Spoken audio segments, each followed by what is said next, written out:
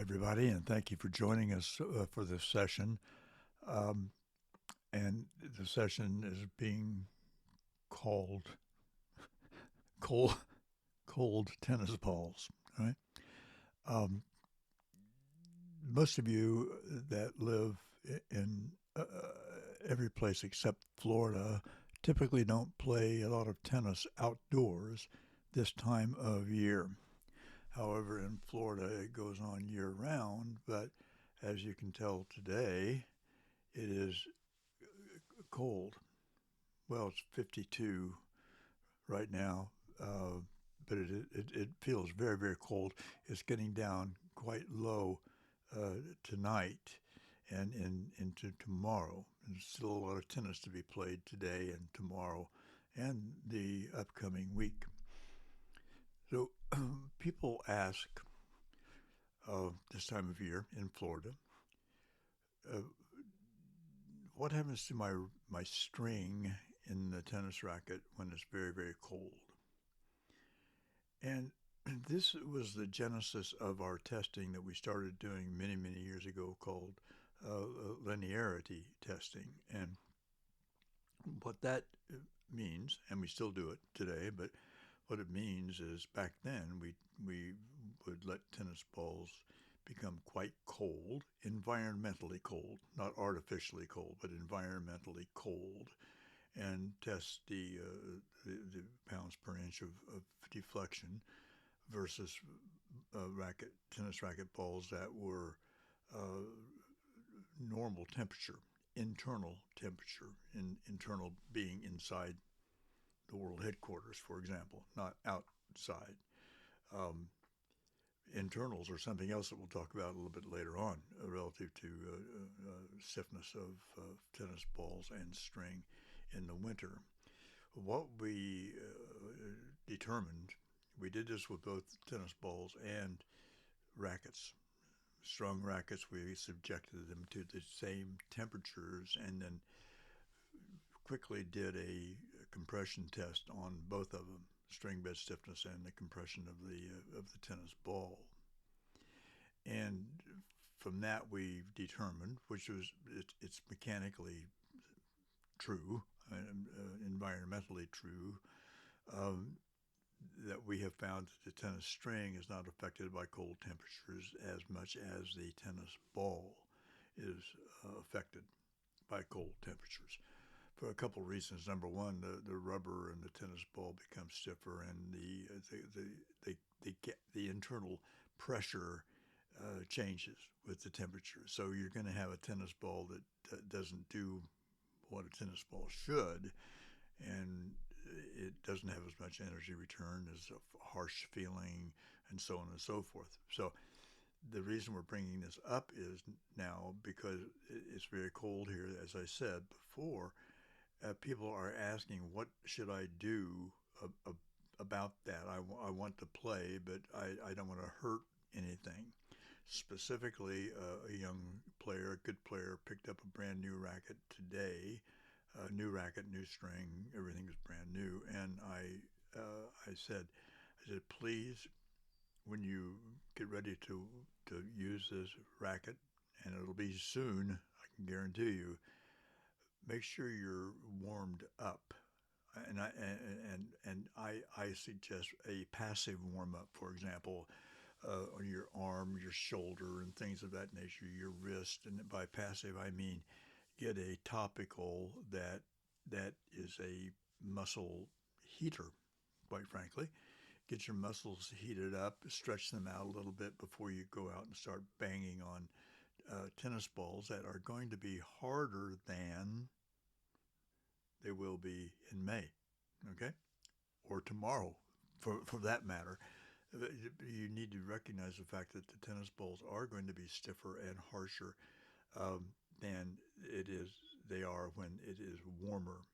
So be prepared, and especially if you're playing with a racket and string combination that may be on the cusp of being um, provocative in terms of energy loss and injury, be sure to do a good warm up and passively or stretching or lifting or whatever you want to do. but be sure to do that. Okay. Um, the string itself, we find, remains, if it is elastic material and not stiff already, it will retain those properties pretty much in the temperatures that we're going to be experiencing here. And these temperatures are going to be in the low 30s, maybe even dip into the 20s, but it's going to be difficult for most people in Florida to play in the high 20s. So we'll say we're going to be above freezing. Well, I think I'd be surprised if people are out playing under 30, 32 degrees. I don't see it, but the question is asked, and what we're trying to do is answer that question. Do not play with used tennis balls um, that are very, very cold. And if you can, you would want to make sure the tennis balls are warm. Either keep them in your pocket, in your bag, whatever you can do to keep them a little bit warmer. Okay, because once you begin to hit with them, the impacting will cause internal friction, and the ball rubber will begin to soften up a little bit. I'm not sure how much, to be honest with you, depending on how hard you hit and so on and so forth. But the bottom line is be very, very careful when you set out to play tennis when it's cold. Okay? Warm up. All right?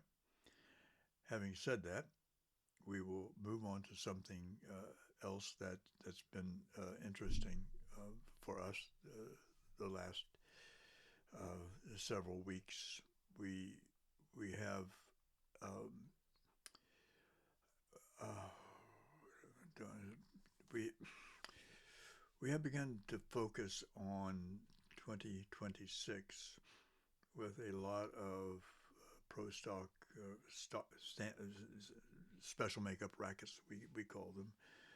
And we're finding that there's a great deal of confusion as more and more people begin to think in terms of pro stock rackets, special makeup rackets, and they read posts and they read forums and stuff, and they say, people say what they're saying about individual rackets and model numbers and everything. So more and more people are becoming aware of pro stock and SMU rackets. So we're getting a lot of questions about that, and they're good questions, and we love the questions. Um, but here's the thing that still is a little bit um, uh, not not really clarified to the extent we would like it to be. But a a true up special makeup racket or pro stock racket that we get from the factory will be that layup and stuff that that particular player or that racket is designed for. The cosmetics will be probably current, but in most cases, the layup, the properties will be the same as that player wanted 5 years ago, 2 years ago, 1 year ago, 10 years ago. Okay, so that part of it is not going to change. Cosmetically, they do want the rackets to look like a current racket. Therein is a little bit of a trick. Not a trick. No. It's not a trick at all. Uh, for example, I'll pull one out. The head speed 301.4 and point 0.5. We talked about it briefly the other day. The racket that Yannick Sinner is playing with. Um, that has a string pattern, either 16 by 19 or 18 by 20, and it has shared holes. In other words, two holes will handle, one hole will handle two strings this way, okay? They both go through the same hole. The retail versions of these rackets do not have shared holes. So when people think, excuse me, when people say I want a pro stock racket or a special makeup racket, these are the kind of things that they need to know about, because the string pattern, while it's a beautiful pattern, the rackets I've done, these Live Sport rackets in 1988, 99, 90, all had shared holes. I mention that because a lot of racket stringers don't like to mess with it. It's easy to forget. It's easy to tie off on a hole where another string has to go through. It's just not what these folks that string a lot of rackets and want to get them in and out in a hurry want to think about. So if you take a racket in that's a pro stock racket and have it restrung, they need to know how it's to be strung, and you should know how to explain it to them. This is the way it should be. If they don't know, I'm not saying that they don't know. I'm just saying that a lot of people don't experience it enough to think about it in advance. Okay, and plan accordingly. It's very, very, very important, because you don't want to get a string job done and realize, oh no, I've got another string that has to go through here because I tied off too soon, so on and so forth. Just think ahead when you're doing a shared hole pattern. It's a very, very good pattern. I wish, no, I don't wish anything, but I mean, I do like the pattern. I don't like the way. Excuse me. I'm sorry. I do like the pattern, and I think you'll enjoy it as well once you or your racket technician gets the handle on how to string it. Okay. So, having said that, um, we have a lot of Pro Stock SMU rackets that are cosmetically 2 generations ago. For example, I'm just saying, for example. And what? Sorry, shouldn't have had that last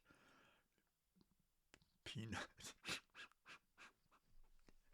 So, I don't do much editing on these things, but I think I'm going to try to edit this little portion out. Okay, you don't need to see me and hear me sneezing and my eyes watering.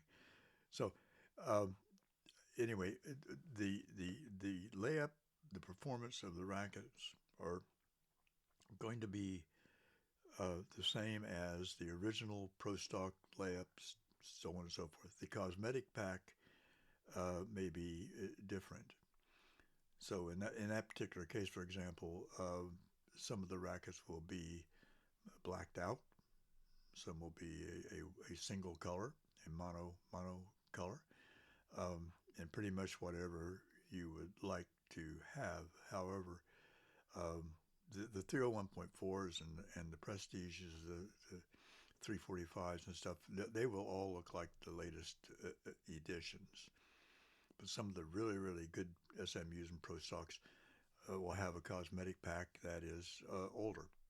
So sometimes those things get overhauled, repainted, blacked out, white outed, yellow outed, whatever color we happen to feel like doing that day. We don't do it. We have a company that does it for us. We don't want to get involved in painting rackets the way they really, really, really need to be done. Our supplier uses a very, very interesting single component a paint. I'll call it a paint. They call it a coating, but a paint. Very interesting indeed. Very, very durable, so on and so forth. But anyway, we got off the point here. But knowing what a Pro Stock special makeup racket is important to in terms of getting what you think you are getting or what you want to get. Right? So that is that. But let's go back to just and recap what we talked about in the beginning. If it's very, very cold where you are playing, okay, be sure to do the proper warm up. Get your body warmed up. Keep the tennis balls as warm as you possibly can. Okay? And when you start off hitting, okay, hit with fresh tennis balls. Okay, don't use any old thing that's laying around on the courts, for example. It's just going to brutalize everything: the shot, the string, the racket, your arm, everything. So anyway, we hope you have a great time playing tennis wherever you are. And if it's very cold where you are, always play inside. Right? We have some friends in Great Britain that play inside, and he's playing all the time, And right now we're sitting around chatting, and it's so cold that some people don't want to go out and play in beautiful downtown Florida. Temperature 52 degrees. When I started this, I don't know what it is now, but I'm nice and warm, so it doesn't matter. All right?